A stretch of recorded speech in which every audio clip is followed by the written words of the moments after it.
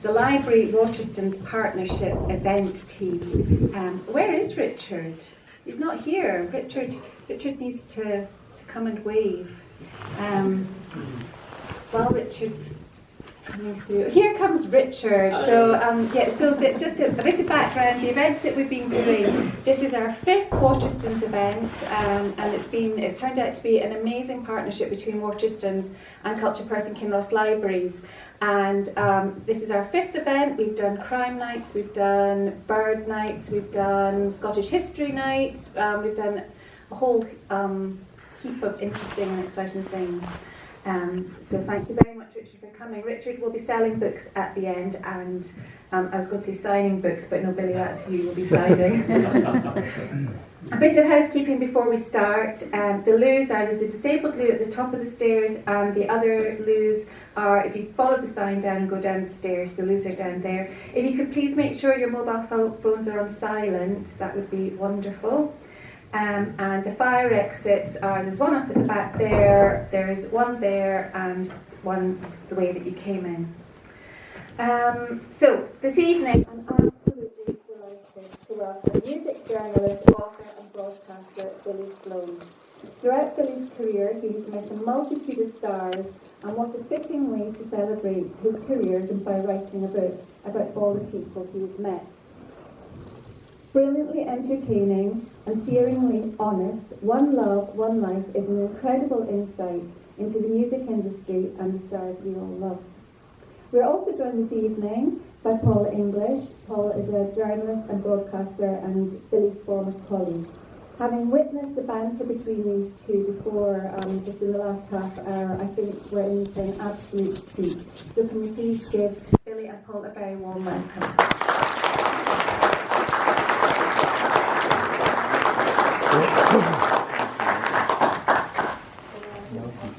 Thanks, Kirsty. See, he's already kicking off these demands already. Goodness me. Yeah, what was it you wanted in your riders back there? I'll pack it a lot back from a bottle of diet.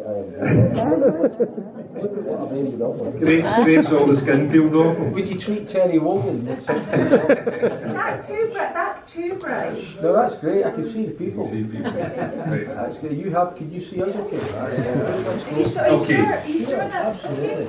Right. You're going to show films halfway through. So disruptive. Thank goodness. Okay, ladies and gentlemen, welcome. Thank you, Kirsty, for your introduction. My name is Paul English. I'm here with this man here, whose book, One Love, One Life, Stories from the Stars, is part of what we're here to talk about and celebrate tonight. And in my book, and I'm sure in a lot of yours, he's a bit of a star himself, certainly a star of journalism and broadcasting in Scotland. He's had a 50-year career. Yeah, 50 years, yeah. 50-year career in journalism, writing for the biggest names in this country and broadcasting across TV and radio. He's an encyclopedia of pop culture, not just from this country, but also well beyond. His stories from the position on the front line of showbiz journalism are truly unique. And believe me, having sat next to him for several years, I've heard them all at least 5 times. But I am here to hear them again tonight. They are worth hearing, which is probably the biggest compliment I could give you, Billy. We could sit and listen to you for longer than the hour and a half that we have allotted here tonight. So yes, ladies and gentlemen, another warm welcome. I can exclusively reveal that this evening's guest is Billy Sloan.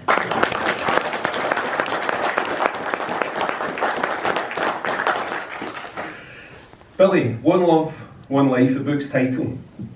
A line from a song. Tell us what song and why. Yeah, we kind of went through a whole, number of possibilities of trying to get a snappy title for the book. We had the kind of stories from the stars, but it was actually tales from the stars, but I thought that sounded a bit too Dickensian, it was a bit too medieval. So we came up with stories from the stars. So me and a couple of mates kind of, fired back ideas back and forward. I can't remember what any of them were, but take my word for it, they were absolutely terrible.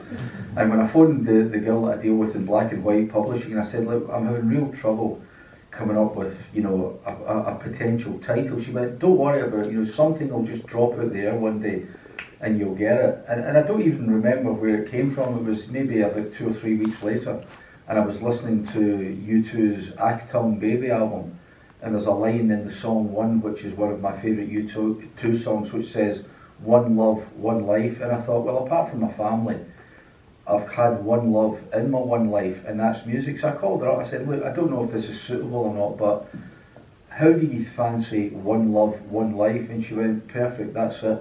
And that it was as simple as that. We had it, one love, one life, stories from the stars. And the good thing about it was we were asking various people, people I had known in the music industry and still know, and to give us endorsements. Jim Kerr from Simple Minds, who's one of my closest friends, he said that he would, do the foreword.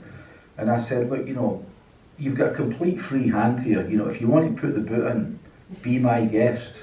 Because he says that, anytime I ever go on tour with Simple Minds, Sloan, he's easy to find. He's in catering, stuff in his fat face. I said, so if you want to put all that kind of stuff in, be my guest, it's a complete blank canvas. But he kind of flipped and he went the other way, and he told me that I was his blood brother. He's one of my closest friends in the world. He told me I was his blood brother, and he told me he loved me. Now, he would never, ever, ever say that to my face, because he's big, tough guy, Jim Kerr, and he's got to keep up the kind of bravado appearance. But, we got this great forward from him. We also get messages from Rod Stewart, Fran Healy of Travis, Lulu, Gary Newman, Paul Buchanan of the Blue Nile, Peter Capaldi, formerly Doctor Who and a musician in his own right. And at the very last minute, we were about to go to the printers and press the button. And I had asked for this, and I didn't think we were going to get it because the guy was so busy. His band had just started their first ever residency in Las Vegas in a brand new multi-billion, I'll say that again, multi-billion-dollar venue called the Sphere. And they're doing a residency which is going right through to February of next year.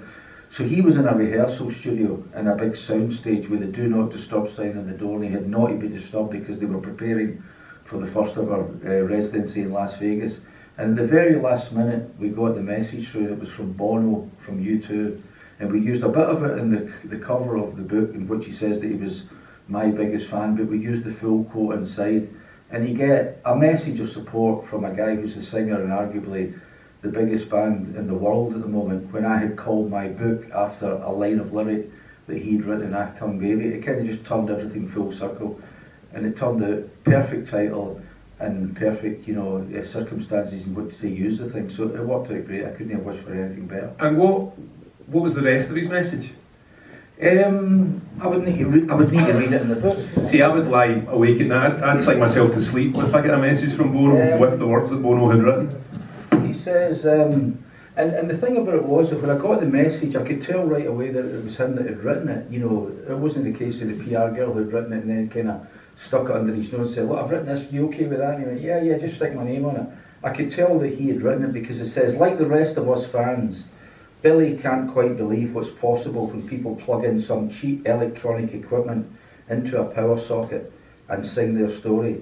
His story is compelling because of his closeness with fans, not artists, and I'm one of his biggest fans. So, to get that from a guy of that stature, we'll maybe talk about U2 a bit later on, but he's one of the biggest stars in the world, and he's one of the most down-to-earth, lovable, likeable guys you could ever meet. He's a great guy, a brilliant guy. He's talked about he's recognised something that I know of you and that a lot of people see quite clearly through your work and have done for a long period of time, and it's simply that, you get something when a band plugs in and starts to perform. Yeah. When did you first become aware of the fact that you did get something from that?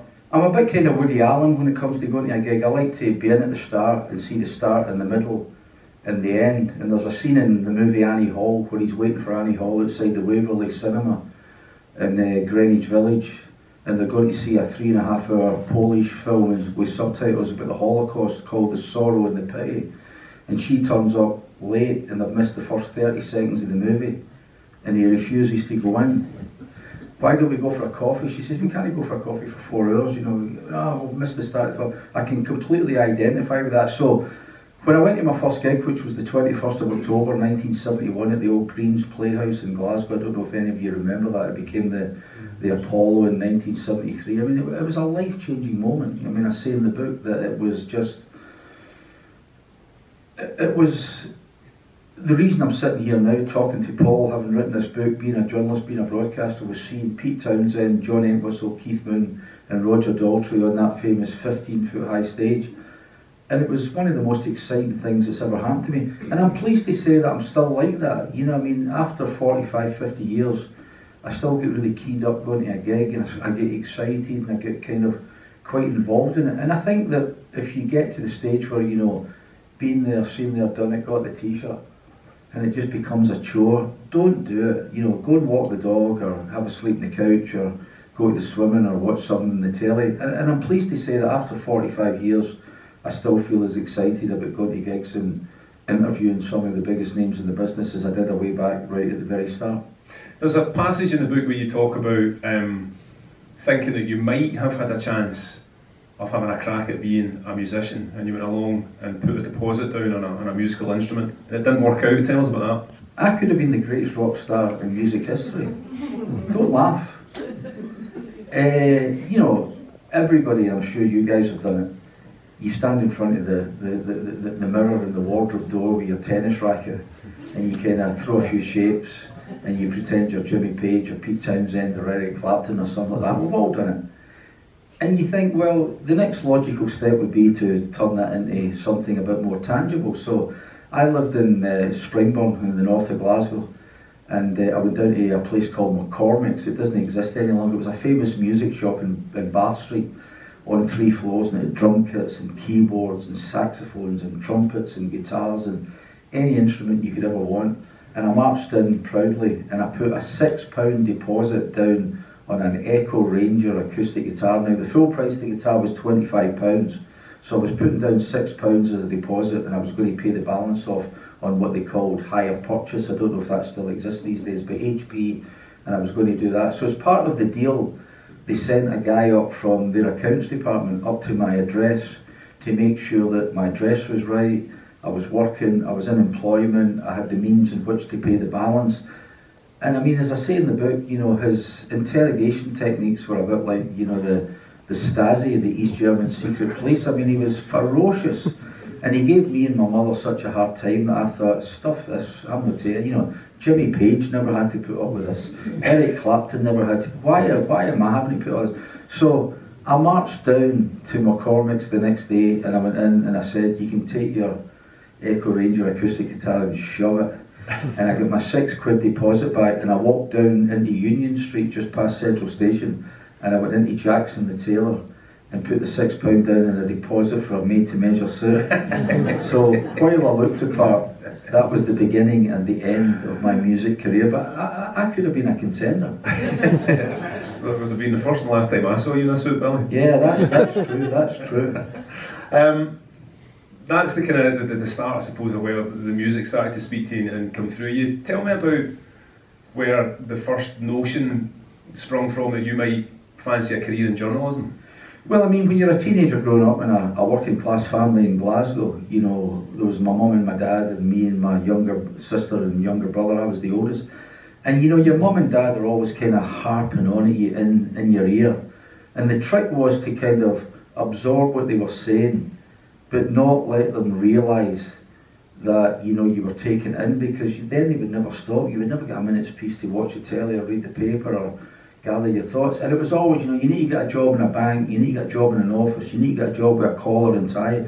And it was all very good advice. And I always wanted to get into journalism. I mean, I say in the book that I went to see the Careers Master when I was about 13 or 14. And I went in and I said, I want to get into journalism. And he said right away, he said, forget it. You know, in 10 years' time there won't be any such things as newspapers. Think of something else. Now, even if that was true, which it wasn't, he should have been encouraging me, not discouraging me. And I walked out the room thinking, I'm going to show him, you know, he doesn't know what he's talking about. So I kind of knew I could do it, but of course, journalism, it was difficult to get into a newspaper in those days. I really didn't know where to start. So I got a couple of jobs, and then I ended up working on a building site for the old Glasgow Corporation, which was the council. And it was fantastic. I mean, the laughs. I used to come back at night and my stomach was racked. If you coughed or sneezed, the muscles in your stomach were laughing at all the things that went on in the building site. You know, we were the labourers, so we were the kind of lowest form of pond life. So you had 75 guys in the job, plumbers, electricians, joiners, plasterers. They were tradesmen. We were the kind of lowest form of pond life. And we'd be kind of unloading strips of, you know, floorboards from the lorry. You took 6 on your shoulder at a time. They were about 20 feet long, so they were kind of flapping about on your shoulder. And you would hear, and you'd look up, and the joiners had sent the apprentices out for balloons, and they'd filled the balloons up with water. And as you were carrying these bits of, wood from the lorry into the storage unit, they would just throw, and you would try to make yourself small, and their aim was just impeccable, so you ended up pelted with water.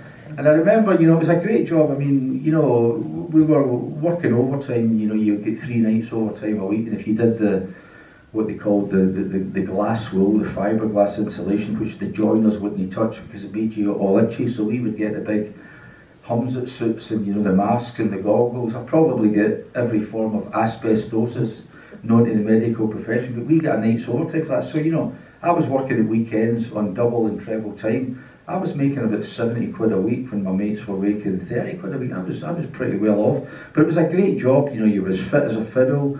You were home every night at 5 o'clock, believe it, and I know you'll find this hard to believe, if not impossible. I had a 28-inch waist. I looked amazing, right? And, you know, so I was always trying to get into journalism, so I would sit, you know, when I was the only guy in the job, 75 guys who didn't drink and didn't smoke. I've never drunk in my life, which is unusual for journalism and music journalism. I just, not from any moral or religious reasons, I just don't like the taste. And my mates would say, but you've got to acquire the taste. I'd go, why? You just need to. And I mean, I've had a sip of whiskey and vodka and wine. To me, it tastes disgusting. I don't know how you can drink it. I can't even take chicken in a red wine sauce. It's horrible, right? So I wasn't a drinker and I wasn't a smoker. And when I was on the job, every Thursday when we get paid, we would have a raffle to raise money for the Union Shop Stewards Fund. And I won the raffle 2 weeks in a row. And the prize was 40 cigarettes and a bottle of whiskey. And all the guys in the site went, that's absolutely, he shouldn't be allowed to. And the guy went, he bought a ticket, you know, he bought a ticket. So I just used to take them up and give them all, man. It never meant anything to me. So I would sit, they would all go to the bookies or the pub at lunchtime, but I would sit with the New Musical Express and the Melody Maker, and I would read it from cover to cover every week, the Record Mirror as well, Sounds, the 4 music papers. It would take you every week. And I always wanted to get into journalism, but it wasn't until I got a job in my local newspaper at £19 a week. So I went from 70 quid a week to 19 quid a week, and I just less than a third of what I'd been earning. And I just had to bite the bullet and do it. And I'm glad I did, because it was a great training, and it's the reason I'm here today. So why was there a certain thing about it that appealed to you? It was just reading the papers. You know, I used to read the papers. We would get the Evening Times, the Evening Citizen, we'd get the Daily Record. My mother would get the Weekly News. I think that still exists, does it, the Weekly News? She would also buy a paper called Rivali, which was a kind of tabloid paper, which was very kind of showbiz orientated. So it was all stories about, you know, glitzy, you know, film parties and pop star parties. So you would look at that, and there was all these people like, you know, Joan Collins and, you know, Michael Caine living this life which was totally alien to me. But I read the papers, so I thought I could do this if I could just get the chance. So what I did was I wrote a letter to my local newspaper, which was called the Bishopbriggs and Springburn Times. And the Bishopbriggs is a kind of fairly working class to middle class area in Glasgow, very affluent, you know, car in the driveway, back and front door, nice manicured lawn, 2 foreign holidays a week. Whereas the Springburn Times... A week? A month, a year, sorry. Whereas the Springburn Times... They must have been one on the building site as well. Because Springburn was a much more sort of working class area, and they would use the local paper as a sword with which to fight authority. So I wrote a letter to the local paper and I said, look, I noticed that you don't have a music column. I will write one for you for free as long as you put my name on it. So if I write a story, you put by Billy Sloan on it. And I thought, if I can build up a kind of cuttings file of published articles, I can then take them to a prospective employer and say, look, here's what I've done, here's some examples of my work. And as it turned out, the woman who was the editor was a lovely, wonderful lady who's still one of my friends today, called Nina Young. And just by sheer coincidence, she was looking for somebody to cover the Springburn area. And she asked me if I would like a job. That was the last thing I was expecting.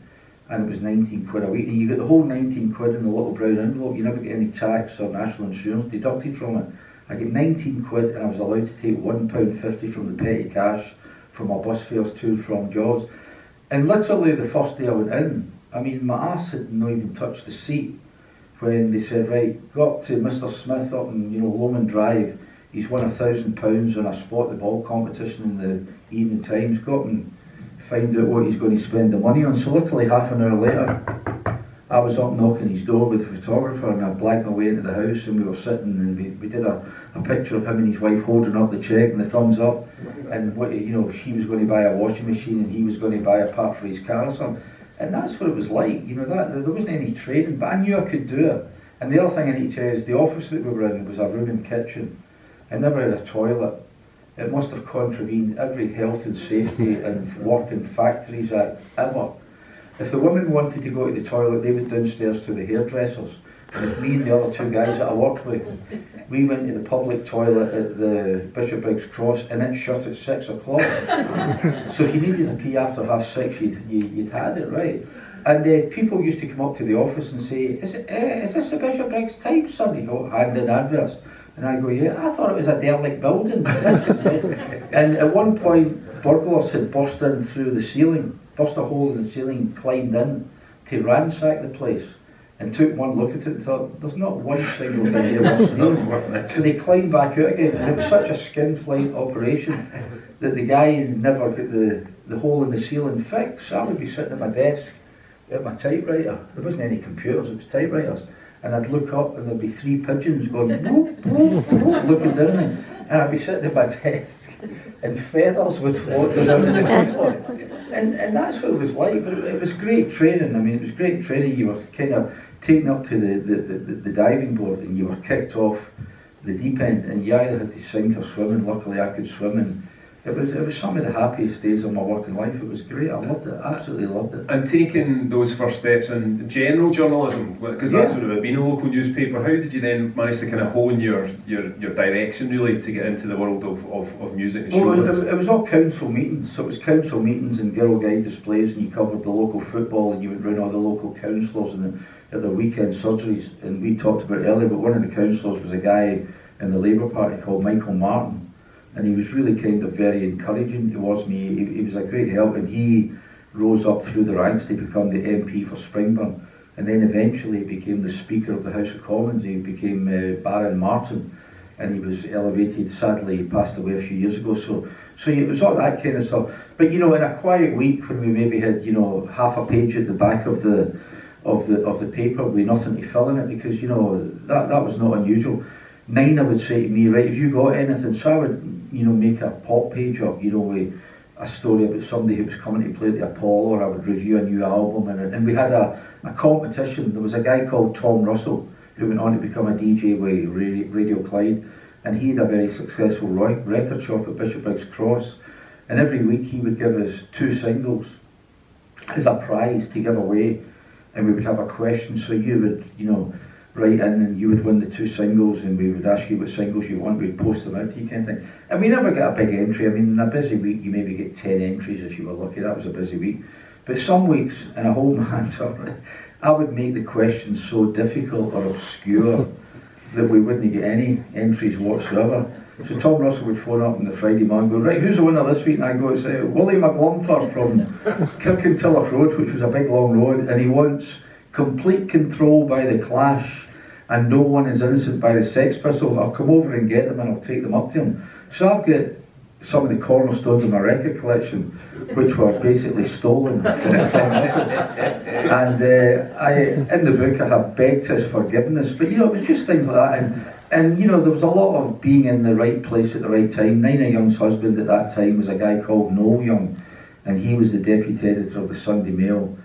And the Sunday Mail had a pop page which was done by a couple of middle-aged stringers from London who would send all this stuff up every week and they kind of knock it into shape. It was terrible, you know, they literally didn't know the difference between Johnny Rotten, the punk rock singer, and Johnny Beattie, the Scottish entertainer. It was as bad as that. And no wanted somebody, a young gun who would come in, who went to gigs, who hung out in record stores, who, you know, knew all the fast rising bands that was coming up in Scotland. And he asked me if I would like to do the Sunday Mail pop column. Now, you get paid a shift, and that was 120 quid. So my wages were £19 a week in the paper, and I was getting 120 quid. So that was, you know, 6 times what I was making. Plus, you were showcased in a newspaper that was read by 3.5 million people in a population of just over 5 million. So it was a big, you know, audience, and a big captive audience you had. So I started doing the Sunday Mail column in 1979, and, you know, it went on to bigger and better things. You did, and we're going to come back to that in a second, because it kind of... You're going to bring up the name, aren't you? I am, but not right now. We'll keep in mind. There's a lovely part in the book, Billy, where you talk about being on the building site actually before you kind of stepped into the media. And it was close to the Radio Clyde headquarters, yeah. And you would see the stars that were rolling in to Radio Clyde. And let's be honest, in those days with local radio stations, especially a big one like Radio Clyde, there were stars coming into those stations. I mean, and you would watch from the sidelines, as it were, yeah. almost wanting a bit of the action. Almost, I guess what they would call it now is manifesting, wouldn't they? Because you ended up doing it. I mean, it was amazing because, you know, the building site I worked on was a place called McIver House, and it was an empty office block. It was just a shell of a building right next to what used to be the Anderson bus station, which doesn't exist any longer. And we basically had to go into this empty building and make it into offices and boardrooms and meeting rooms, and, you know, and put walls in it and, you know, furnish it and all that kind of stuff. So we were there for a while, and we were literally about 30 seconds walk from Radio Clyde 261, which was in a place called Rankin House. It was literally from here to the car park. That's how close it was. And in those days, record companies had budgets to take stars round in radio tours around the country. And you know, it was exciting because you would see there was a shop called, and the older people remember this, there was a shop called Maconomy, which was an electrical discount store, which was a kind of forerunner of both Comet and Curry's. So if you wanted a washing machine or a fridge or a record player at a knockdown price, you went to Maconomy. And some of the biggest stars in the world would walk along the concourse past Maconomy in this door, up in the lift, and suddenly they were in Radio Clyde. So give us some names. Who did you see? I remember bunking off one day, and I heard that Neil Sedaka, who was playing the Apollo that night, was going to be there. And I waited in the back, and this limo drove up, and there, out of the limo, stepped the guy who wrote Calendar Girl and Oh Carol and all that kind of stuff, you know. And I got his autograph, and I got a picture taken, and there was a guy, you know. And later on, many years later, when I became a journalist, I interviewed him. And he's a fascinating character. You know, he worked in a place when he was a teenager. He was a young Jewish kid, and he went into a place called the Brill Building, which still exists on Broadway. And it was the sort of nerve centre of America's and New York's Tin Pan Alley. And he was paired with another Jewish kid called Howard Greenfield. And he did the music, and Howard Greenfield did the lyrics, a bit like Elton John and Bernie Taupin. And in the Brill Building, in the assembly line of writers in the Brill Building, there was Neil Sedaka and Howard Greenfield, Carole King and Jerry Goffin, Paul Simon, Neil Diamond, Barry Mann and Cynthia Weil. I mean, the list was endless. And he told me that, I think it was in the late 50s or early 60s, there was one week where 12 of the top 20 records in the Billboard Hot 100 were songs that had been written by this assembly line in the Brill Building. So Neil Sedaka was one. Elvis Costello was another one. Who else was there? Robert Plant of Led Zeppelin. And then across from McIver House was, right on Bottle Street, was the Albany Hotel, opposite the huge Habitat that used to be there. And every act that was coming to play at the Apollo stayed at the Albany Hotel. So one notable incident was I was working on the job one day, and I heard this screaming. I mean, the screeching was unbelievable. And there must have been about 500 or 600 girls who had surrounded the Albany Hotel and Radio Clyde, because the Bay City Rollers were playing at the Apollo that night, and they thought they were going to the Radio Clyde to be interviewed, and then they were going to the Albany Hotel. So every time a van turned up at the loading bay, you know, to deliver fresh laundry or food for the kitchens, the driver was besieged because they thought the rollers were being smuggled in. And I was asked to work Were late you that night. screaming? Yeah, I was absolutely screaming, yeah. I was asked to work late that night and I turned it down. And the reason I turned it, it was 1976. The reason I turned it down was because I bought a ticket to go and see the Rollers at the Apollo, because I'd been a bit too young to experience Beatlemania. But the next thing that came after that was Rollermania. Now, you've heard of Take That and One Direction and New Kids on the Block and all that kind of stuff. It paled into insignificance with Rollermania. You know, the Rollers, 5 working class guys from Edinburgh, had kids all over Britain, all over Europe, all over America and Canada, Japan, Australia, the Far East, the Middle East, dressed from head to toe in tartan. And they don't get enough credit for, you know, their achievements because, you know, they did these kind of 3-minute bubblegum disposable pop songs, but they were a great group and I was a huge fan. So I bought a ticket to go and see the Rollers. I think it was like £2.20 or something in 1976, and I was going to see them later that night at the Apollo. Now, when word spread in the building site amongst the troops that I was going to see the Rollers that night, you know, oh, the stick, what you going to see those Nancy boys for? No, that's a polite way of what they were actually saying, believe you me. And then every time I walked down the corridor on the job, they would burst into a spontaneous chorus of Shang-a-Lang and I get roasted alive. But I went to see the Rollers, you know, and apart from the security guys and, you know, the 5 guys in the band and the road crew, I was one of the few males in the audience. It was pandemonium. And they were great. Shang-a-Lang, Summer Love Sensation, All of Me Loves All of You, Give a Little Love. They were fantastic. So I just wanted to experience it, and I'm glad I did because I saw the Rollers at their peak. And it was unforgettable. I mean, I met Stuart Woods from the Bay City Rollers. He was a lovely man a couple of weeks ago, and he's still out there, still playing, still touring in Japan. And, you know, I make no bones about it. I'm a huge fan of the Rollers, so I just wanted to see that, and that all came from, you know, the Albany Hotel being under siege, and they weren't even staying there. They were staying in a hotel along the M8, and they just drove them in and drove them out again. So, but it was exciting. It was a thrill, and it was new. You know, you'd never experienced anything like that before, so it was all new, and you were getting that experience for the first time. It was brilliant, absolutely brilliant. That's 1976. 1979 is when you started, and how they had introduced you to the Sunday Mail readership. Tell us, Billy. I thought you were my pal. What was your name? I thought you were my pal. Well, listen, if I had known you in those days, I would have made it my business to be your pal, because how would I not want to be pals with? Oh, I'll tell you in a minute, right? Go on. So, it's a big deal. You know, they asked me to do the column for the Sunday Mail, and Noel Young, the deputy editor. So, I put my heart and soul into it, as I always do. And I submitted my copy for my first column, and even though I say so myself, it was pretty good. And it was up to the minute, and it was young, and it was fresh, and it was modern. It was totally different from what had gone before. And on the Saturday before the paper came out on the Sunday, I went to a big outdoor event in Edinburgh, Ingliston Showgrounds, you know, near Edinburgh Airport. And it was called the Edinburgh Rock Festival. And the bill comprised of Van Morrison, Talking Heads, The Undertones, Squeeze, The Valves, and a whole load of Steel Pulse, a whole load of other bands. It was one of the first ever big outdoor gigs before Tea in the Park in Edinburgh. And of course there was no mobile phones in those days, so halfway through the day, Noel Young phoned my house and says, "Is Billy there? I need to speak to him." And of course, he was told that I had gone to Ingliston, so there was no way to get in touch with me. Now I just assumed that the column would be called, you know, Pop Gossip by Billy Sloan, because the Showbiz column was Showbiz Gossip by Scott Robinson. You remember him? He was a great guy. Football column was by Alan Heron, who was the chief. So I just thought they'd put my name on it.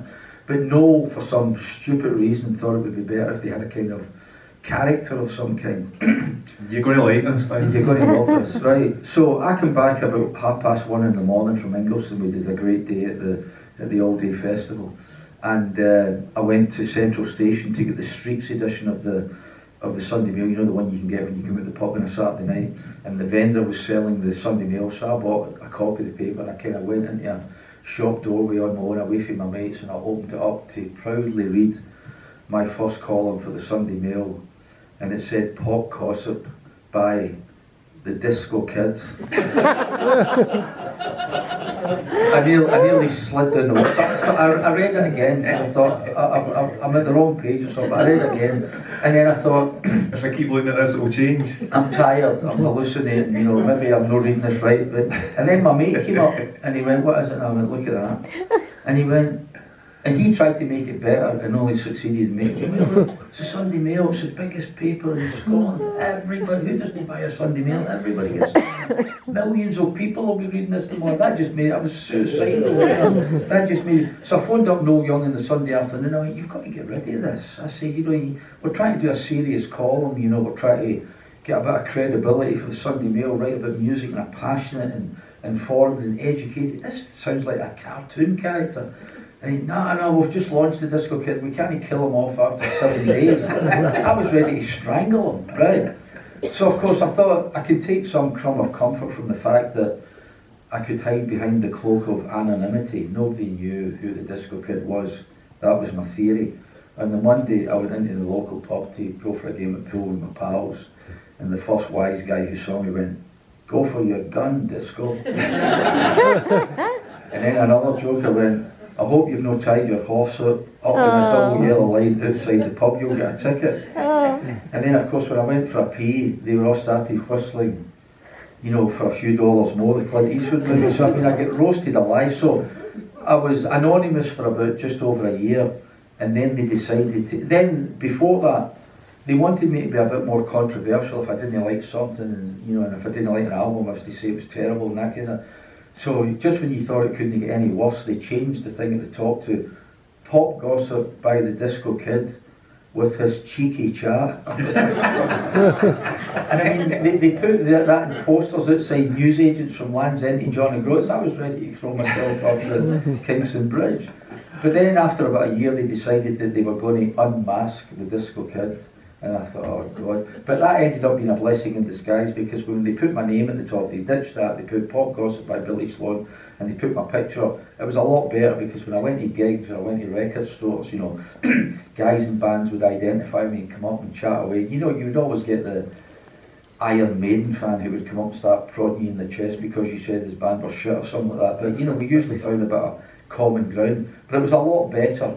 And we get some great stuff. I mean, even though I say so myself, I don't mean to be conceited, but it transformed the coverage of music in the Scottish press, because none of the other papers had a music columnist. I was the only one. I think one of the important things to say about that, Billy, from a kind of onlooker's point of view, a colleague's point of view, but also somebody who grew up reading your work, it would have been a good few years after you started writing off the you became influential in the way that you could be writing about a lot of the names that are international class names that are in this book and in your stories. But you're also, and you've gained a reputation for supporting a lot of bands that have been needing a leg up or a start really in Scotland and in Glasgow specifically. What did you see about the requirements for that? How did you identify the need for that? I mean, I kind of was lucky, because when I started in 1979 in the Sunday Mail, I also managed to get a gig on Radio Clyde, so I was in a very fortunate position that I did the column, and I also had a Thursday night programme in Radio Clyde. I did this alternative music programme from midnight till 2 in the morning. I'm going to tell you a story that you're not going to believe, but it's absolutely true.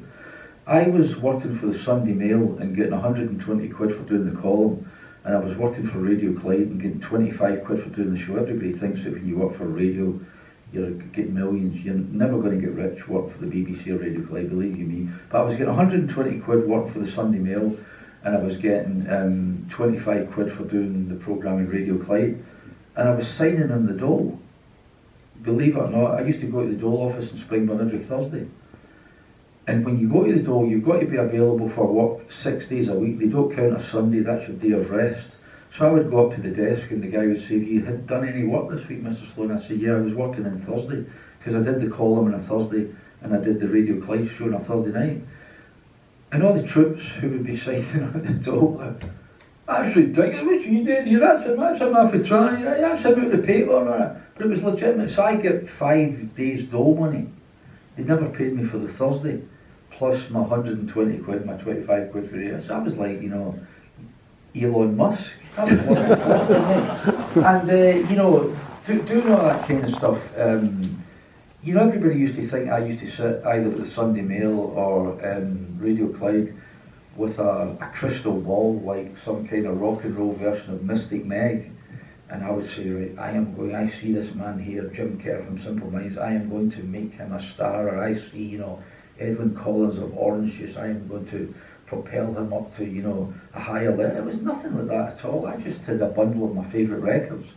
And I naively thought, I quite like these records, maybe somebody else would like them as well.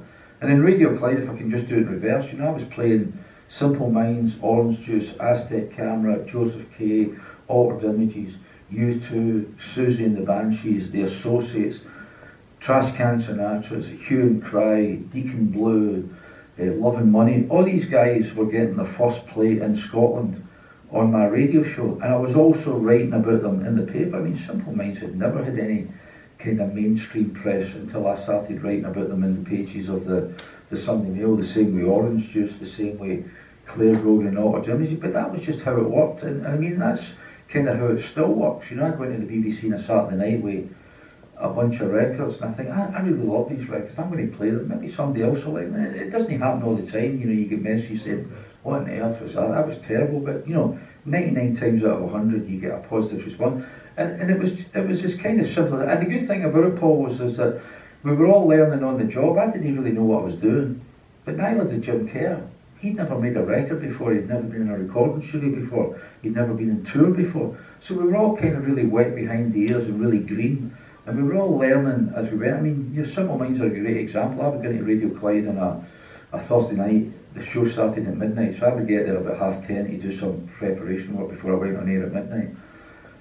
And Simple Minds would have been in the townhouse in London working on a new record, and he would get the 8:15 shuttle from London to Glasgow, arrive at Glasgow at 9:30, and instead of getting a taxi home to the high flats in Torryglen, because he still lived with his mum and dad at that time, he would go via Radio Clyde, tell the cab to wait, and then he would go home to Torryglen. So I would come in at 10:30, and the security guy would say, Jim Kerr was in there, like, he's left you something. So I would open this envelope, and it was a white label single of Sweat and Bullet or The American, with a wee handwritten note, and it would say, hi Billy, this is Jim here, we've just made this new record called The American, you know, if you like it, play it in the programme tonight, if you don't like it, you know, we won't follow it.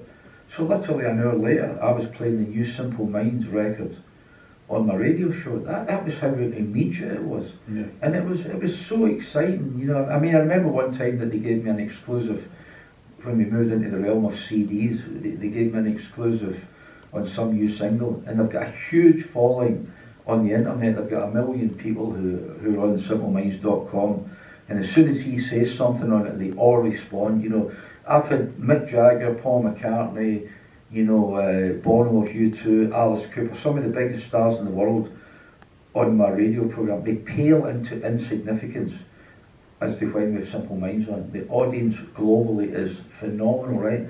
So one week they gave me a first play of their new CD single, and of course I'm on the programme. You know, on the programme tonight we've got a new single from Simple Minds. It's coming up soon, every 10 minutes. We're 10 minutes closer to new, so I'm sort of vibing up. Then I start getting emails from guys going, I work the night shift and I need to leave to get my bus ready. You're going to play this? I want to tape it. And it was like that. And we're one record away from the new single from Simple Minds that's coming after this break. And I got the CD, I'll do it with the book, I got the CD and I took it out the sleeve, and I'm trying to hold it so you're no fingering it. And it fell out the CD holder, and I went to try and catch it between my knees so that it didn't fall on the ground and get all covered in mud, and I went like that and it snapped in two. And I had to go on and say, and of course I didn't have a backup copy, and I had to go on and say, I've just broken the new thing. And there's people listening into Rio de Janeiro and in Cape Town in South Africa, and I'm like, what? Yeah, I heard the names I get called. Luckily it was only on text and emails, but you couldn't have been worse than a disco. That's how you know unsophisticated it was, and it's still a bit like that now, and that's what makes it great, because you never, you know, I'm not some kind of polished radio presenter, far from it. You know, you get somebody, you know, like Johnny Walker or somebody like that, Tony Blackburn, who's brilliant. That's not me. But you know, the whole excitement, you know, I got a tape once from a group called Unity Express, a little demo tape, and it was two brothers from Coatbridge, a guy called Gregory Kane on piano, and a guy called Patrick Kane on vocals. And even on this little crudely recorded cassette, you could hear that Pat Kane had a voice that was just pure class. And they had a song called Love is the Master, and I played it on the radio, and that gave them the confidence to write more songs, and they became Hue and Cry and went on to become one of Scotland's best loved bands. You know, I got a tape, a friend of yours, Paul, from a group called WOZA, WOZA, and the lead singer was a guy who'd been a teacher, and he quit teaching, he tried his luck as a pop singer, and it was Ricky Ross of Deep and Blue. And I met a guy in Night Moves one night for a DJ, and what made him stand apart from everybody else was that he had a very English accent, and he was studying English and philosophy at Glasgow University, and he said, I've got this band, we're the best new band, and everybody's always the best new band in Scotland, there's never the worst new band in Scotland. And he said, I've got this tape, and you know, I hope you like it. If you like it, play it in the programme. And his group were called The Casuals, and the song was called The Power of Love. Now, I wasn't supposed to play cassettes on Radio Clyde because the quality was not meant to be good enough, but I just thought, well, if you can hear the music and hear what the singer's singing, what else do you need to hear? So I just kind of slipped them in under the radar. Played it in the programme about 4 or 5 weeks in a row. The record companies used to monitor the show, and they started phoning this guy up, and he was panicking. So he phoned his mate, who was in a gap year going around Europe, and he said, look, you'll need to help me. Sloan's playing my record on the radio, I don't know what you do, you know. All these record companies are phoning, I don't know what you say. So the guy came back. They signed a deal with Polydor Records. A few months later, they were in the studio. A few months after that, they were on Top of the Pops with their first single, Perfect Skin, and Lloyd Cole and the Commotions went like that. They changed the name from The Casuals to The Commotions, and that was how they started their career. So you can only take kind of real encouragement and pride that you played a minuscule part in, you know, the development and the launch of a guy who sold out the concert hall 2 weeks ago. I mean, he's still one of my great mates. For somebody who looks such a miserable git, he's one of the funniest guys you'll ever meet, and he'll phone me up, go for Massachusetts. He said, if you get any new jokes, nobody tells you jokes anymore. I can't remember the last time somebody told me a joke that I could repeat. Everything's coming for that. But you know, just things like that make it so exciting, because you never know what's around the next corner, and it'd be even just a small part in Hue and Cry and Ricky Ross and, you know, Lloyd Cole and the Commotions. It's incredibly gratifying, because, you know, I think this record's great. I don't know if you will, but then when they're on Top of the Pops, you go, hey, I was maybe right all along. So that's what makes it great. Part of that enthusiasm, I think, is part of what has been one of your defining qualities. I think your colleagues would probably recognise that as well, and I certainly have been on the kind of receiving end of a, you know, I remember a trip we were both in New York at the same time, and you took me to the Brill Building, and you took me to the Carnegie Diner, and it felt like I was being given a guided tour by somebody who was trying to impart on me the kind of importance of these places. And I think that's been part of what people in the Scottish music industry and the Scottish entertainment industry have recognised as well, that there's an authenticity to your enthusiasm. It's not, you're not doing it because you're required to, because of your job. It's what you're actually into. I mean, having been a journalist and broadcaster for 45 years gave me the kind of machinery to write this book. And I wrote it in a kind of 6-month period, and it was a kind of difficult period, because I lost a family member last December, just as I signed the contract, and I had a deadline of the 1st of June. And I wasn't in the right frame of mind to write the book. You know, there was days where I'd go and sit and look at the computer and nothing would happen. There was a couple of periods in the middle of it where there was 10-day periods where I never wrote a single word, and I thought, I'm never going to make this 1st of June deadline. But the person who passed away, who was my mother-in-law, and I just absolutely adored her, and she was 96, she would have been 97 this forthcoming Saturday, and I just still miss her. I'm heartbroken. But she kind of spurred me on, because she would always say, when I came back for the BBC on a Saturday night, because I was her carer, she would go, how'd you go on the night? You know, did you have a lot of people phoning in the night? She thought people phoned into the show, but they sent in messages, and I go, yeah, 250 people. She said, what did you say? I said, I told him what you get to. You didn't know, you did. What did your boss say? I said, I told him to get to. And what about the BBC? And I said, I told you, you're going to get your books, not BBC, not right. So she kind of spurred me on. So it was written in a very difficult period, right? But you know, that was the machinery that gave me the tools and the facilities to write 10,500 words. But the most important thing about this book is it's written by a fan. Yeah. And it's no cool to admit that you are a fan, because the London guys would never admit that they were fans. If someone called you a fan with a typewriter and intended it as a slur, didn't I they? used to share an office with this guy who was a TV editor, and we would have fights. He'd go, you know, your problem is you're nothing but a fucking fan with a typewriter. And I thought, brilliant, I'll have that.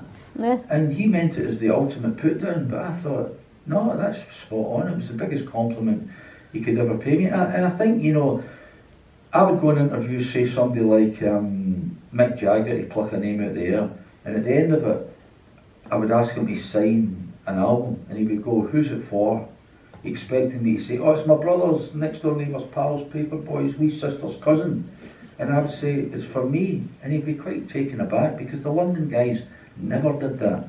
They thought they were bigger stars than the stars they were sitting interviewing. And the other thing was that I would then get when I joined the Daily Record in 1983, the editor was a great guy called Bernie Vickers, a guy from Manchester. And right from the start, I joined the Daily Record on the 14th of February 1983, St Valentine's Day. And I don't mind telling you, despite Cupid's arrows and hearts and flowers, there was not a lot of love in some quarters, because the paper had a boxing correspondent, a medical correspondent, a motoring correspondent, an industrial correspondent. They had experts in all these fields, but they never had a music correspondent. And right from the start, Bernie billed me as Scotland's #1 pop writer. So no pressure, right? A more accurate description would have been Scotland's only pop writer, because none of the other papers had anybody doing what I was doing.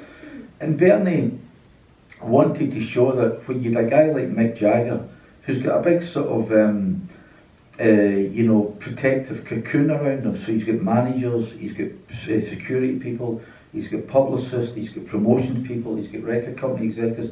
He's difficult to get to. So, you know, when you pick up a paper these days and you see Joe Bloggs talks to Mick Jagger, you've got to ask yourself the question, did he actually sit down in a room as close as I am to that guy and talk to Mick Jagger? I think you'd be amazed to find out that 95% of the times, as Paul would back me up, you know, it's just been some quotes that a PR person has supplied, and they've, you know, sent in a press release, and somebody, you know, with the internet you can go and find any stuff on the internet, and they've cobbled something together. But Bernie wanted to show that while you couldn't get near Mick Jagger because you couldn't pierce this protective cocoon, our guy could.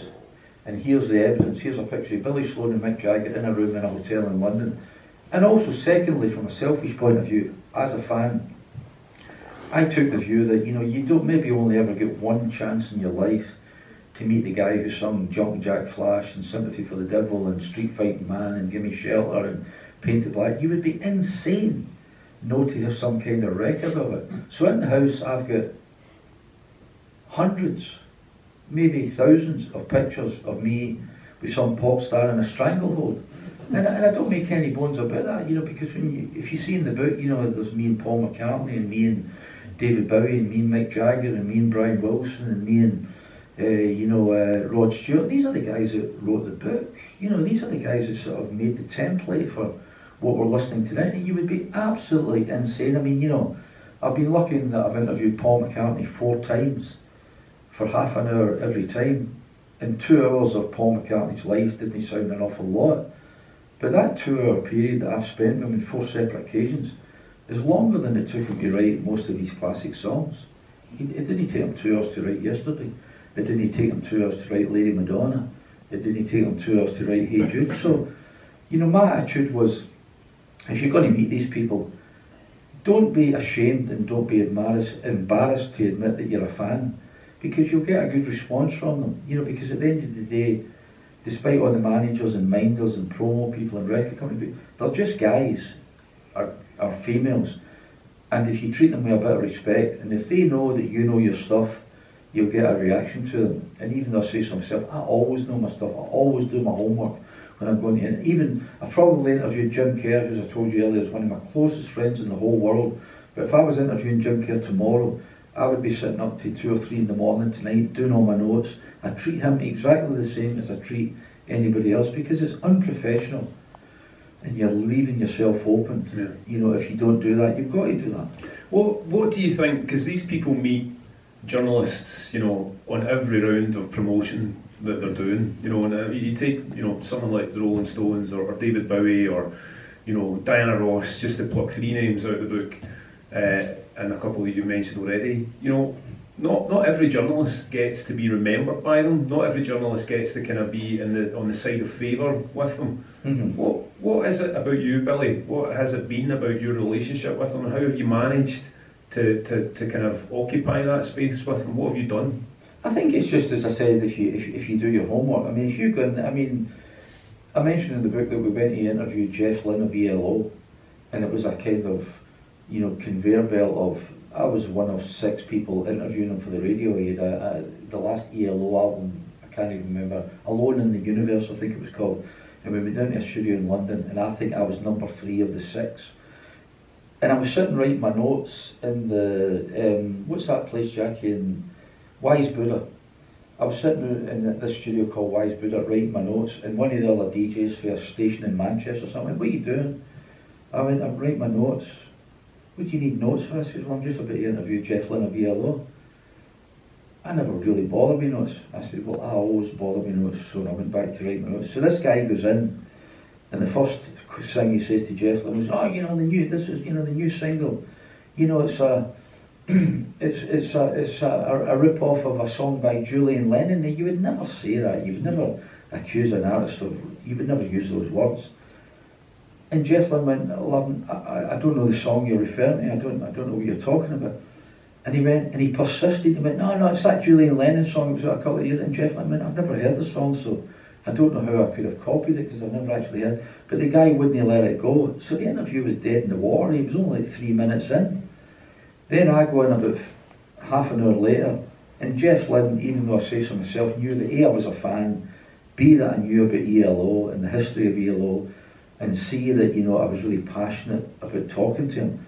And what a difference that makes, you know, what a difference it makes. And I think, you know, you build up a relationship with him because you present yourself, you know, I don't mind telling you, Paul, you know, you're sitting outside the room just about to go in and interview Paul McCartney, and it's terrifying. It's because you're going to interview the guy from the Beatles, and I'm outside, and I get pretty nervous and keyed up even to this day. But you're going to interview a guy of that stature, and you don't want to blow it, and you don't want to ruin your chance. You're only going to, luckily I've had 4 chances, but you don't want to ruin your opportunity to talk to Paul McCartney. And you go in, and he starts telling you about what it was like when him and John Lennon sat across the kitchen table in his house in Liverpool on Forthland Road, and he played guitar left hand and John Lennon played it right hand. So it was almost like looking into a mirror, and how they would trade lines. And he tells a famous story about, you know, they wrote "She Loves You, Yeah, Yeah, Yeah," and his dad came in to make a cup of tea, and they played it to him, and they said, what do you think of that, Dan? He went, yeah, I like it, but I don't like all these Americanisms that you're using. You know, I think it would be better if you put "She Loves You, yes, yes, yes." And he said, no, you know, that's not the point. And I mean, you know, you just build up a rapport with them. I mean, there's a good story in the book where I went to interview Liza Minnelli, and I had the worst slot possible. There was 12 people, and I was number 12 of the 12. So by the time she's got, you know, to number 7, she's just want to go for dinner or want to go for sleep, and they're asking her the same questions about the album. And I thought, you know, what am I going to do? You know, by the time I get to her, you know, the 12th of 12 people on the list, she's going to be interviewed out. So I thought, right, I'll do this. So I walked in, and there's the daughter of Judy Garland, who'd won an Oscar for Cabaret. And she was almost like a kind of endangered species. She was the kind of one of the last people from that golden era of Hollywood, which just doesn't exist any longer. You know, with no disrespect to Tom Cruise or Jean-Claude Van Damme or Arnold Schwarzenegger, I'm not in the same league as Marilyn Monroe or Humphrey Bogart or any of these people, right? So she came from that whole Hollywood dynasty. So I walked in, and I went, Liza. She went, ah, yeah, you Billy? And I went, yeah. I says, I'm from Glasgow in Scotland. I says, and see, when we go visiting, we never go empty-handed. we always bring something. I said, so I've been to Harrods and I brought a box of cookies, and I had this box of cookies with a red ribbon on it, and I went, you can have any cookie in the box apart from the oatmeal and raisin, that's mine. Pick any one you want, get the kettle on, we're going to have a cup of tea. And that just broke the ice, and I was told in no uncertain terms, don't ask her anything about her mother, Judy Garland, that's off limits, but I was getting on so well with her that I thought, I'm just going to go for it, and asked her about her mum. And she told me about, her mother was Judy Garland, her father was Vincent Minnelli, the film director. And she said they would have parties in the house, and her Uncle Frank, and her Uncle Dean, and her Uncle Sammy would come in. And it was a rat pack. And Humphrey Bogart and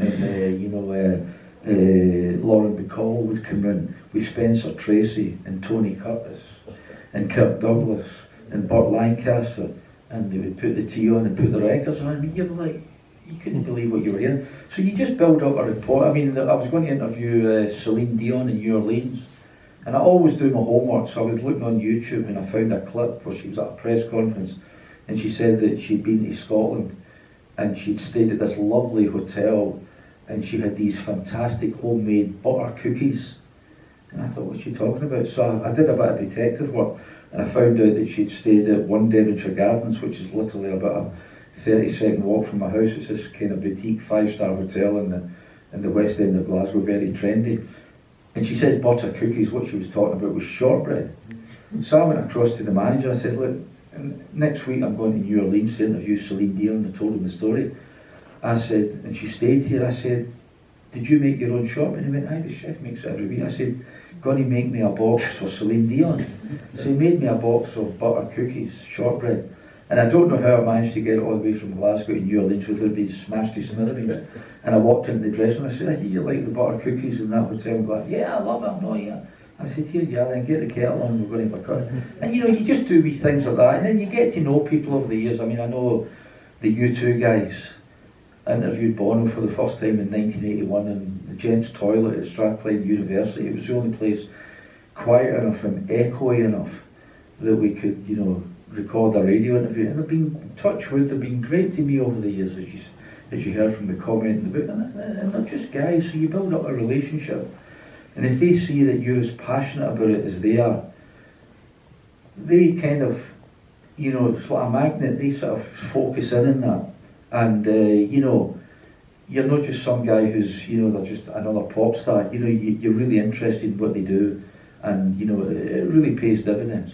I want you, Billy, we're kind of time is marching on, and like I've said to you before, I could quite happily sit and listen to these stories all night, and I'm sure a lot of us could. And there are so many stories in the book, like dancing for Diana Ross, and peeing with Paolo Nutini in the White House, and watching Bruce Springsteen in the SEC for 6 hours solid, and having a one-man show with them, and then performing at the SEC yourself. Yeah. But we talked about some of the Scottish bands that you've had a pivotal story that you're going to share with us about the Proclaimers and the Daily Record's newspaper tradition, really, I suppose, in those days, of an April Fool joke. Yeah. I apologise, anybody of a kind of nervous disposition, who shudders at some bad language, I apologise in advance, but it's the only way I can tell the story. Chapter 15 is called The Twins, there's 2 of them. I always knew there was something funny about that pair of bastards. They better never show their fucking faces in Scotland again. The female counter staff at the Daily Record canteen were always a solid barometer of the public mood, and as I paid for my steak pie and chips, the thought suddenly crossed my mind, have I gone too far? A few hours earlier, the paper had hit the streets with an exclusive story that marked one of my finest hours as a music journalist. Proclaimers sensation, turn to page 7, screamed the headline next to the masthead. In a piece of investigative journalism BBC's Panorama would have been proud of, I told how the duo, so-called twins Craig and Charlie Reid, had conned music fans and the public alike. Finally, it was there in cold hard print, the Proclaimers were a fraud. But first allow me to backtrack a little. On the 30th of January 1987, the twins boarded a train at Waverley Station in Edinburgh to travel down to Newcastle to appear on TV pop show The Tube. They'd been given a coveted slot on the programme, hosted by Jules Holland and Paula Yates, after sending a homemade video of their song Letter from America to the producers in a bid to whip up a bit of interest in their music. It worked, for within 3 hours of Craig and Charlie making their debut, life would never be the same again. At that point, we had a little bit of record company attention, but nobody was really biting, recalled Charlie Reid. He said, "We always assumed that if we ever signed a deal, it would be on an indie label. That was the level that we would get to. We never thought we'd reach a mass audience." Paula Yates introduced the twins by saying they were one of the few new Scottish bands that didn't try to sing in a fake American accent. What happened next was one of those rare punch-the-air TV moments. The duo performed Throw the R Away, a superb song that told how they flattened all the vowels to make sure their words didn't grate on Saxon ears. The studio audience at Tyne Tees Television, most of whom probably had indecipherable Geordie accents themselves, seemed totally bemused. But they made a real impact. Such was the influence of The Tube, then the UK's premier live TV pop show. When we got off the train at Waverley on the way home, we walked along George Street to our flat, said Charlie Reid. A guy came running out of Mad Dog's bar and shouted, "I saw you in the telly. You're the guys off The Tube." It was only 3 hours later, so it was as quick as that. It was instantaneous. Within months, the Proclaimers had signed a major deal with Chrysalis Records and were in the studio recording their debut album, This Is the Story. A few weeks later, on the 19th of November, DJ Steve Wright introduced their debut appearance on Top of the Pops with the single Letter from America that rose up the charts to reach number 3. It was produced by one of their music heroes, the legendary Jerry Rafferty. But despite their success, I felt that it was my duty as a true music fan to put an end to this charade. In my story for the Daily Record, I claimed the duo were not what they seemed. I reported that they were actually two out-of-work Cockney actors from the East End of London who'd been struggling for several years to make a breakthrough. My story revealed how they'd taken drastic action in a desperate last-gasp bid to achieve pop stardom. In the mid-1980s, Scotland was at the epicentre of a music explosion, and this pair of blatant opportunists had watched acts such as Simple Minds, Altered Images, Delamitri, Orange Juice, Deacon Blue and Aztec Camera all cracked the pop charts. So they decided that if they passed themselves off as being Scottish, it could perhaps fast-track them to fame and fortune. They were prepared to go to any lengths to make it happen. I claimed they'd attended a top Harley Street plastic surgeon and went under the knife in a series of painful operations to make them look like twin brothers. We printed a photograph of a pearly king wearing horn-rimmed spectacles and a flat cap and a suit decorated with hundreds of mother-of-pearl buttons, showing how, in inverted commas, Charlie Reid looked after his facial surgery.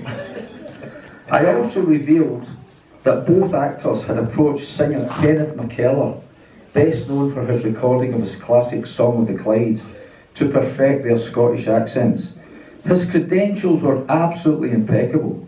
Kenneth worked closely with them for 3 months as a voice coach so that each could perfect a defined Celtic brogue. I thought they were a comedy act. That's why I agreed to help, said a visibly shaken Kenneth at his home last night. He says, when I saw them performing their single Letter from America on Top of the Pops, I realised that I'd been duped. In real life, they sound like Derek Jameson. I explained too that they'd been skillfully steered to stardom by their ruthless manager, Rolf Pioli, renowned for his use of underhand tactics. When the record hit the streets, the story did indeed cause a sensation. It became what in newspaper terms is known as a talker, a real water cooler moment long before these plastic contraptions had been installed in offices up and down the land. Some people were stunned, but it certainly pays to read the small print because our publication date was, as you probably guessed, the 1st of April. In the following day's edition, we printed a retraction telling readers it was all a big joke, hoping that they'd had a good laugh at my preposterous tale. But once the snowball starts rolling down the hill and gathering in momentum, it's almost impossible to stop it. The real proclaimers were on tour 9,000 miles away in Australia when the story broke. A few days later, I received a message from their manager, the real-life Rolf Pioli, whose name, of course, was an anagram of April Fool, in Melbourne, saying, "What the hell's going on? We've heard about this down in Australia, what's going on?" Somehow they'd heard about my ridiculous exclusive in Melbourne. I'm pleased to say that the twins took the scam with good humour. When they were back home in Edinburgh, there were a few occasions when they would be the target of angry white van man drivers who'd shout out, "Fuck off back to London, you pair of English bastards." But in every bit of fiction, there really is always a grain of truth, and this is a true story. It would seem so. Years later, Craig and Charlie visited a radio station in Stoke during a promo tour.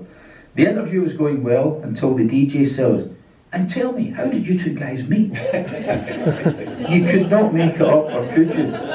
How I missed out on winning the Pulitzer Prize for such an accomplished piece of fearless journalism is nothing short of a scandal. Thanks very much, Billy.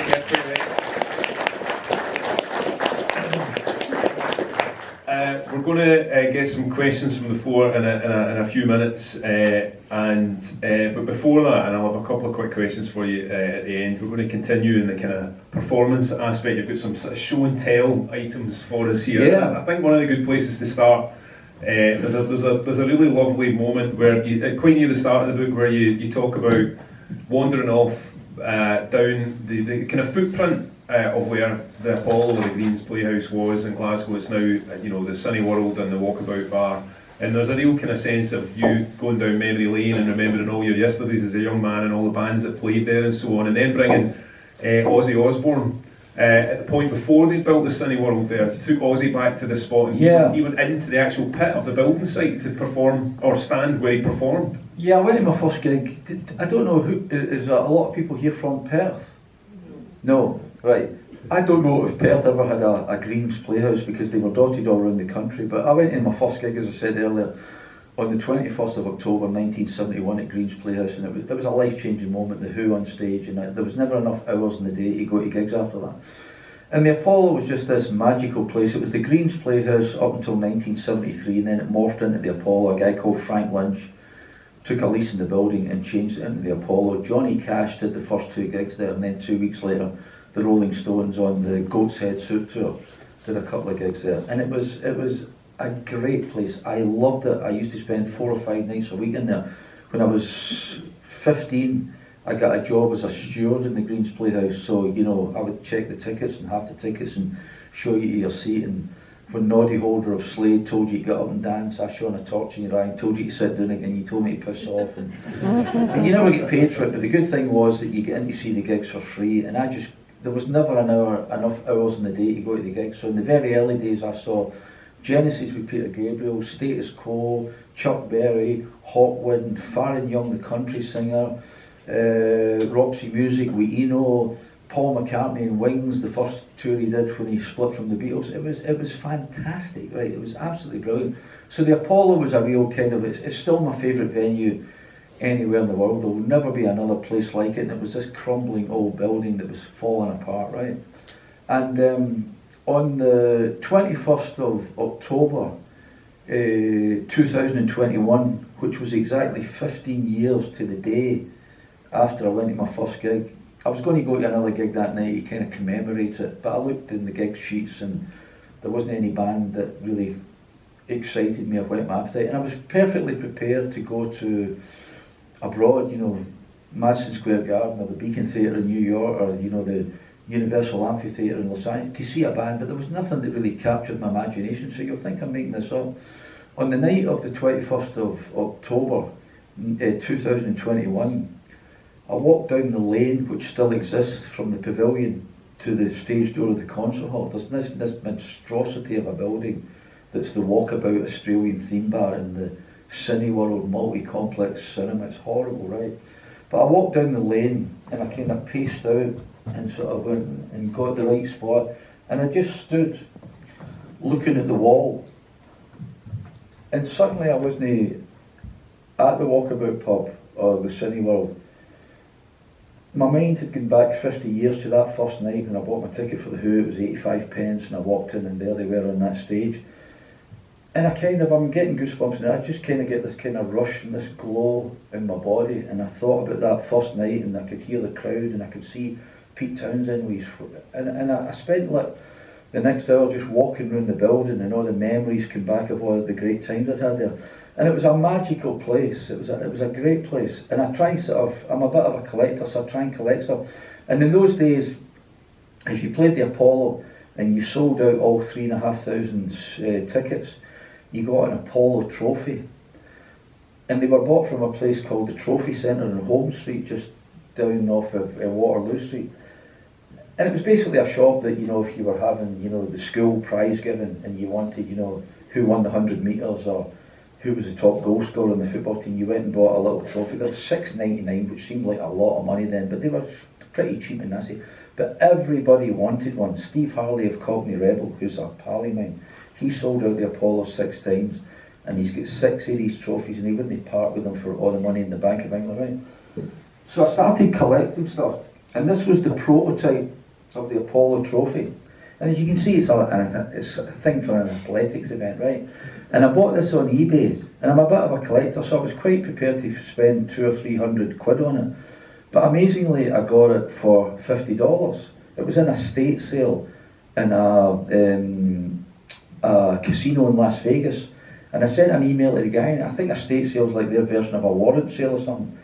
And the guy, I said to the guy, how did you get it? He says, I don't know. He says, I just got all this artist stuff, and it was in the middle of it, right? And it says on it, the Apollo Glasgow, presented to Ella Fitzgerald, no less, the jazz music legend.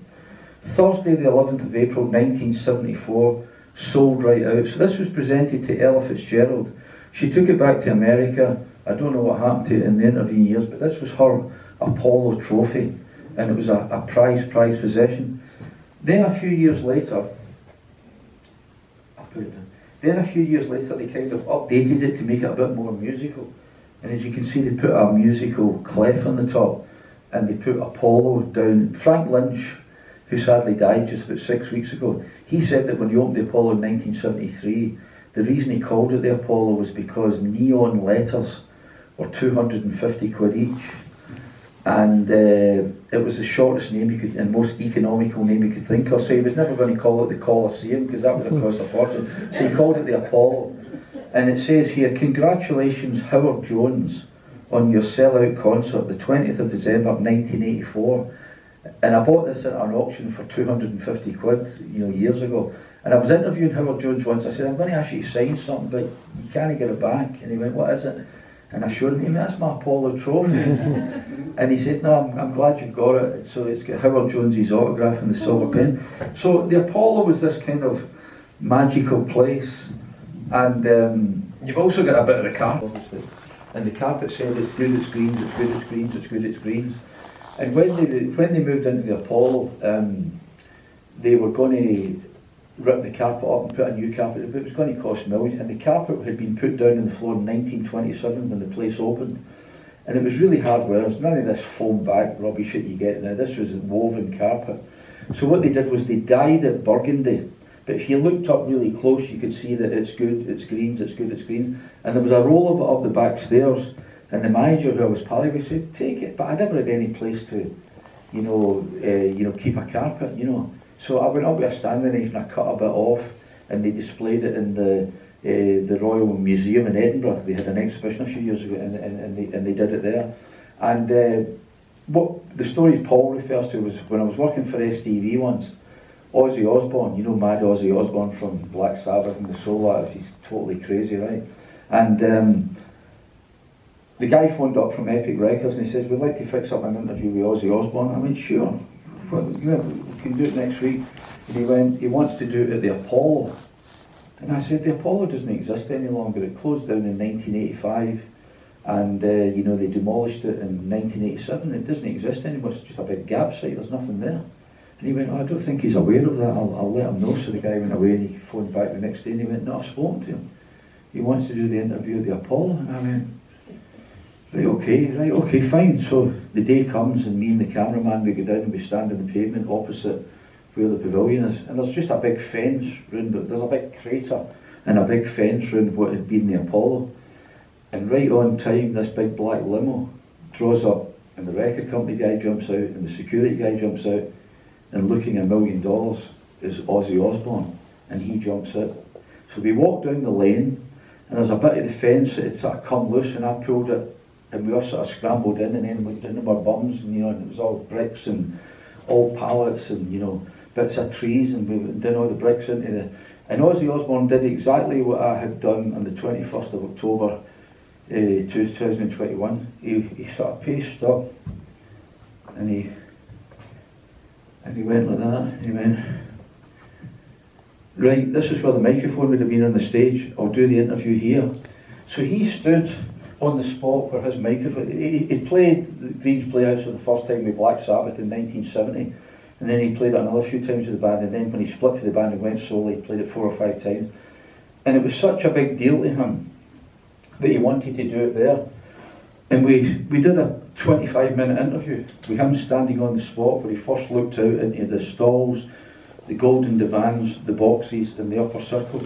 And it meant such a big deal to him. It was his favourite venue in the whole world. The audience was so emotional. The people getting past in the bus, in the top deck of the bus in West Nile Street, must have thought they were seeing things. I'm standing there as Ozzy Osbourne. He's instantly recognisable.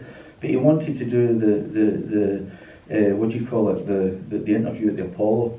And that was the kind of impact it had on him, the same impact it had on me. And I says to him, I told him about the first gig I ever went to, and he says, you never forget the first time. And then a few years ago I've met him again recently, but a few years ago I met Pete Townsend from The Who, and I told him that on 21st of October 1971, it was a life-changing moment, and it was the reason I'm sitting. In fact, I had him on my radio programme a few weeks ago, and I said, the reason I'm sitting here after 45 years talking to you in BBC Radio Scotland is all down to that night. And he went, well, I'm glad The Who got you a proper job. Billy, I'll take this opportunity to say you're part of the reason why I do what I do, because I think reading the work that you were doing when I was a teenager and seeing that you were talking about Scottish bands and so on, you were a part of that. Thank you. That's the truth. Right, ladies and gentlemen, time for some questions from the floor. We've got 10 minutes. Billy's got a couple of photographs he's going to quickly race through after you guys have asked some questions. Is that right? We have 10 minutes? We have 10 minutes. Throw your hands up, we've got a roving mic. There we go. I'll be able to hear you. Who's the one that got away? Who have you not interviewed? Look, there was a lots of stuff that I didn't put in the book that I could have put in the book, and there was a couple that got away. So I'll do. We were doing an interview with Wet once, and at that time Marty Pello was staying in a lovely little village down in Loch Lomond called Drimmen, and we went down to interview the 4 guys from Wet in Drimmen. And of course it was picturesque. We took them at the banks of the loch. No matter where you pointed the camera, it just looked fantastic. So we took pictures of them. And they said, oh, we're a bit hungry, can we go for something to eat? And I went, yeah. So there was one Chinese restaurant in Drimmen called the Bamboo Palace or something like that, right? So I go in, it's at 5:30, and I walk in, and there's a Chinese girl who's the waitress. The place is empty. But although she was Chinese, she was kind of Scottish Chinese, she had a Scottish accent. And I said, could we have a table for 6, please? She says, we don't open for another hour yet, we don't open to 6:30. And I went, can we not just come in now? We're not going to sit for ages, we just want something to eat and then we're going to go away. And she went, no, we don't open until 6:30. And I went, I've got a pop group outside. She went, who? And I went, Wet. She went, aye, sure. I went, I'm telling you, I've got Wet. So she says, where are they? And I went, they're outside the door, show me. So she walks outside the door, and there's my photographer and the 4 guys from Wet standing. And she went, that's not Wet. And I went, that's... She went, where's Marty? And I went, there he's there, so kind of back.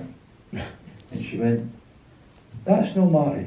And I went, well, it is Marty. Well, it doesn't look like Marty. I says, well, I'm telling you, it is Marty.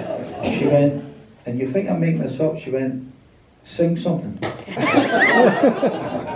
And the ball boy went, I feel it in my fingers, I feel it in my friend. Right, come in, I'll give you that. So there's things like that. There was another good one that I've got here, which was I went to see somebody in I went to see somebody in 1999 when they get back together again at the Apollo, at the SEC, sorry.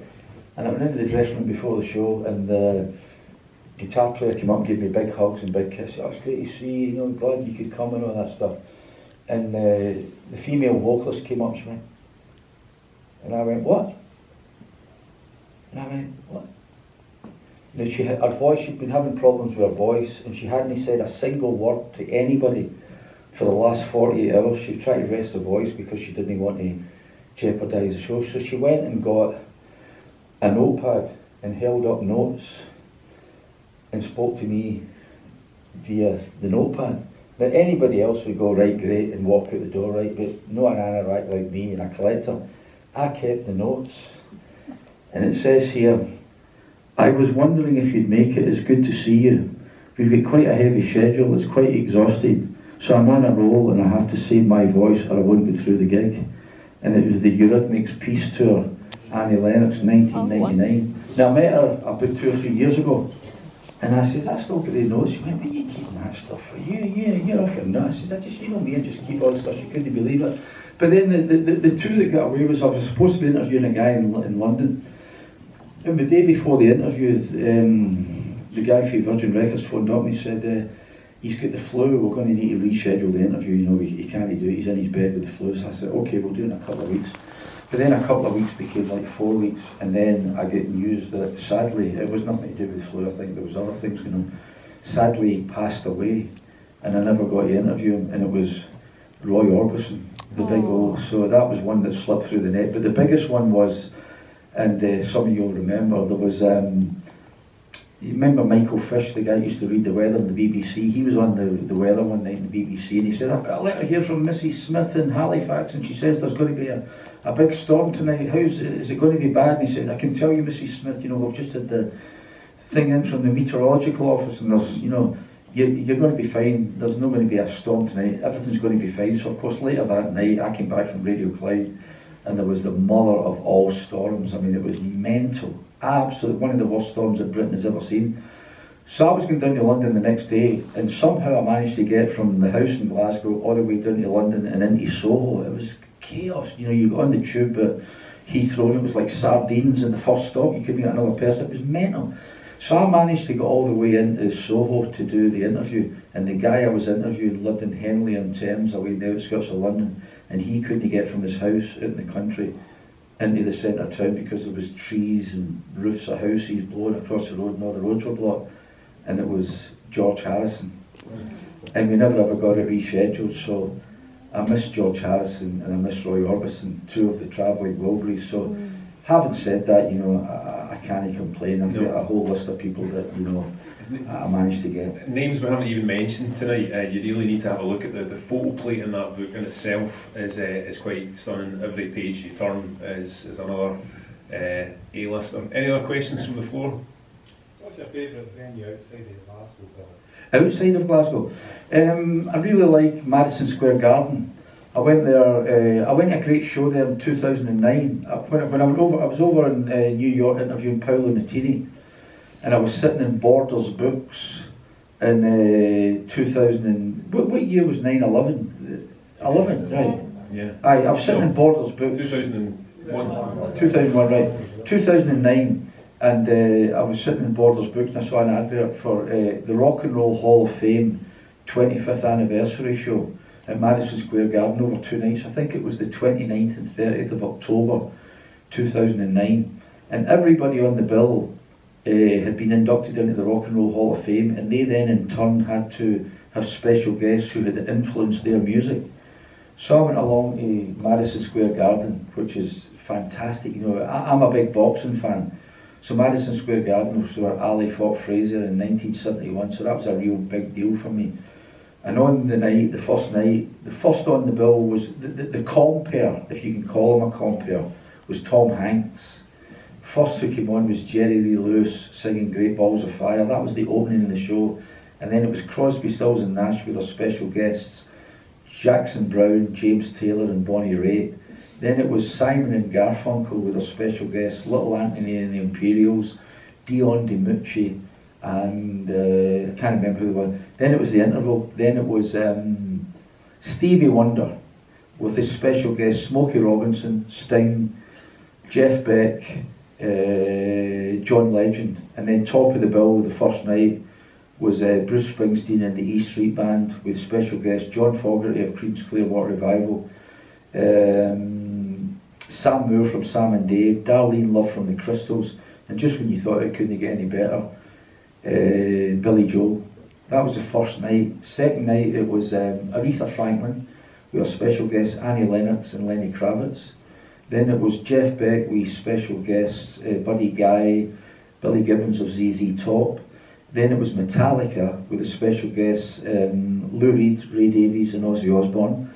And then again, just when you thought it couldn't get any better, top of the bill was U2 with a special guest, the Black Eyed Peas, and Bruce Springsteen and Patti Smith. And then at one point the Edge started playing dun dun dun dun dun dun. I thought they're going to play a cover of Gimme Shelter, this is going to be great. And they never even announced him, they never said here he is or will you welcome or named him. And Mick Jagger came exploding onto the stage, and him and Fergie from the Black Eyed Peas did the duet and Gimme Shelter. So Madison Square Garden would be high on the list. I also saw Janet Jackson there, also as a Bob Holyfield there for the heavyweight. So that would be one. Hammersmith Odeon's good. I like, did you say out with Scotland or out with Britain?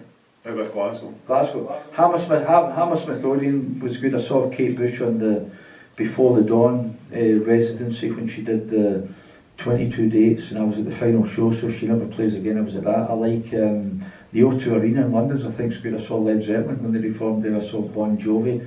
Elsewhere in Scotland, the Playhouse in Edinburgh is a great venue, but it doesn't seem to do enough gigs. It's all kind of musicals, but I like that. I like the Caird Hall in Dundee, it's a pretty good place, I've been there a few times.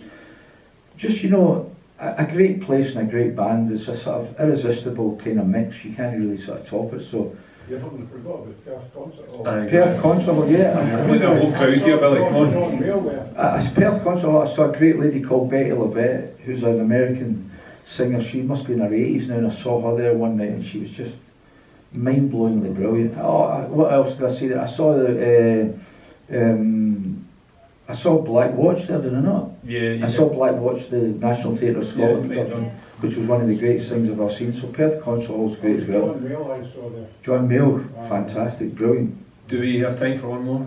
One more. One more, okay. Right, Well, I'll go back. before we get to that question, I think, isn't it right that you're trying to get Tom Hanks tonight, but you thought he was no good as a compere, isn't that right? He was too cheap. What's the most popular customer you ever came across, Billy?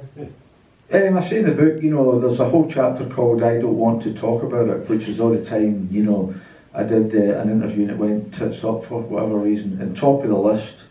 And it was a shame because, you know, I was a huge fan, was Chuck Berry, you know, one of the founding fathers of rock and roll, you know, Johnny B. Good, Maybelline, you know, all those classic songs that he's written. Anybody who's ever picked up the guitar, from John Lennon and Keith Richards and Eric Clapton onwards, they were all influenced by Chuck Berry. He was one of the founding fathers of rock and roll. So I was dying to meet him, as you can imagine. It was 1989 and he was playing the Magnum Theatre in Irvine, and we set up the interview with him. And I knew he could be a bit of a kind of prickly customer. So I went down to the Excelsior Hotel, which was right next to Glasgow Airport, and I went in and I saw him disappearing into the lift. But his tour manager was at the reception desk. So I went up and introduced myself and said, we've got an interview fixed up with Chuck. Don't know anything about it. I said, well, it's been fixed up 2 months ago with your office in London. It's news to me, so I showed him the facts that confirmed that we had the interview fixed up. Oh, I don't think we're going to be able to do it. You know, Chuck's away up to have a sleep and all that. So he went away up and he came back down about 20 minutes later and said, we'll maybe try and do something in 10 minutes. Now, in those days, it was pre-digital cameras, so we had to have the film sent back to the office, and it took an hour in the dark room.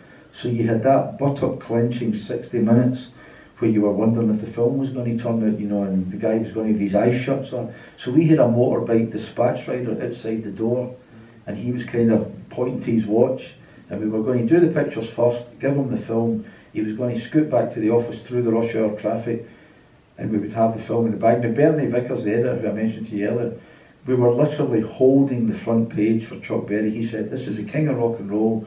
He's not been in Glasgow for 15 years. We're going to do a big picture on the front, and we're going to do a 2-page spread in the inside pages of the paper with your interview. So the deadline was 8 o'clock, and this was 5:30, 5:45, so we were really up against it time-wise. So the guy comes in and says, right, Chuck will do a 15-minute interview. So Chuck came down, and he looked amazing, right? He had the slick back oiled hair, and he had the shirt, and he had the bootlace tie with a little silver clasp, and he had the buckskin waistcoat, and he had the faded jeans, and he had the, you know, Cuban heel boots. He just looked like Chuck Berry, if that doesn't sound ridiculous. So he sat down as close as I am to Paul, and the photographer was there with his cameras, and he went, who's he? I went, that's the photographer. No photographs. And I thought, oh. I went, how? No photographs. I'm not dressed yet. I went, but you look amazing. And he went, no, you don't understand. I'm not dressed up here yet. And I thought, oh. So the photographer wandered off thinking that if he made himself scarce, he would kind of thaw out a wee bit. So to get the ball rolling, I knew we'd only 10 minutes and I had to steam in, so I pressed play and record. I said, you know, you've not been in Glasgow for 20 years, how does it feel to be back in Scotland? He went, I don't know, I just got here. I mean, that was his most expansive answer, and then it was like, yeah, no, yeah. Even when he bothered to answer a question, it was like pulling teeth, right? And I started getting a bit nervous because it was really intimidating. And then I'd read that, you know, as part of, he'd had a lot of trouble with the law and he'd get the jail. I never mentioned the police, I never mentioned the jail, but as part of his sentence, he had to go into children's homes and teach them how to play the guitar and show them how to music. It was part of the therapy, if you like, to sort of, you know, get back on the straight and narrow. And I thought this is a golden opportunity for him to sort of blow his own trumpets. I said, you know, I hear that, you know, you go into, you know, homes and underprivileged kids and homeless kids and teach them how to play guitar. I mean, that must be really satisfying. It must be great. Is that a bit of therapy for you? And he went, I don't need therapy. Music's my therapy. And I thought, oh, match abandoned. And then I kind of let myself down. As I say in the book, the fan took over, and I always regret this because this guy had treated me like shit for 15 minutes, and then I indulged him by asking him if he could sign. I had a picture of Chuck Berry doing the duck walk, you know, the famous pose, and I asked him to sign it, and he kind of grudgingly scribbled his autograph and then kind of threw the pen down in my lap and stormed off. And as I say in the book, I've always wanted to profit from Chuck Berry, because if you look on eBay at the moment, you know, the price of a 10x8 glossy picture of Chuck Berry signed is something like 250 quid. But I can't even be bothered going into the cupboard and into my filing cabinet and getting it out and photographing it and listening to it. I can't even be bothered, right? And a few years after that, Frank Lynch, the guy who opened the Apollo, he had the Apollo one night, packed, every single ticket sold, and Chuck, an hour before he was due on stage, refused to play unless he got his 25 grand in cash. And Frank said, I'll give you a cheque. No, I'm not taking a cheque, I want cash or I'm not playing.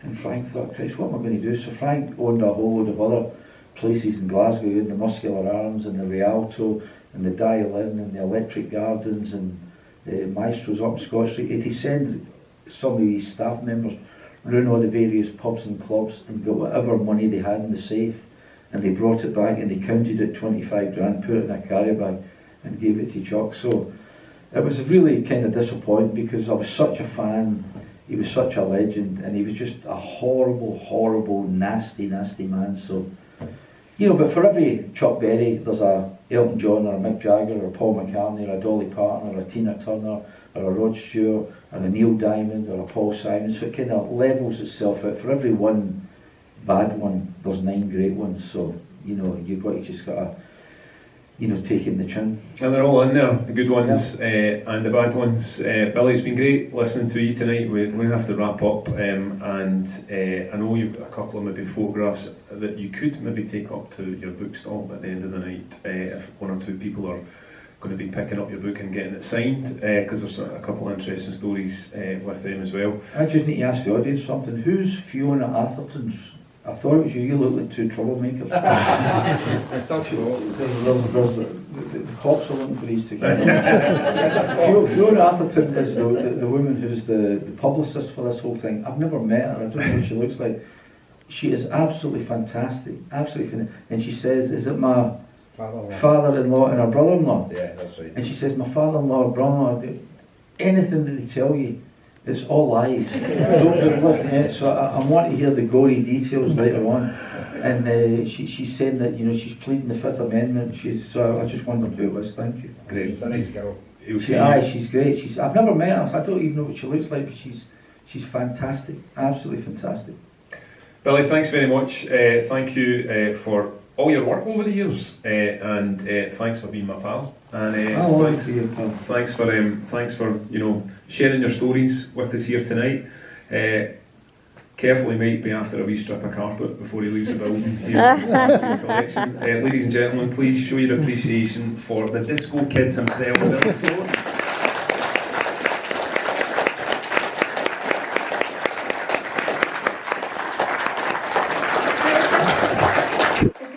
I would just like to add a huge thanks to Paul. Thank you very, very much. And you stole my line. I wanted to say it, the disco kid himself. An amazing evening, and I think we could have all sat for much longer. And I'm really sorry that we've got to cut it short because I just wanted to hear more. But the thing that really caught me and I'm just in awe about is your memory. Yep. Your memory is just, I can't remember something that happened last week. And the thing as well is that I'm not really good with dates, right?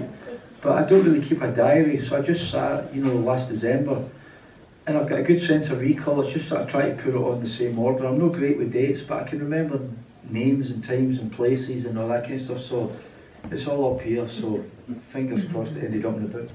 But again, I would just like to thank you very, very much for coming. There are books for sale and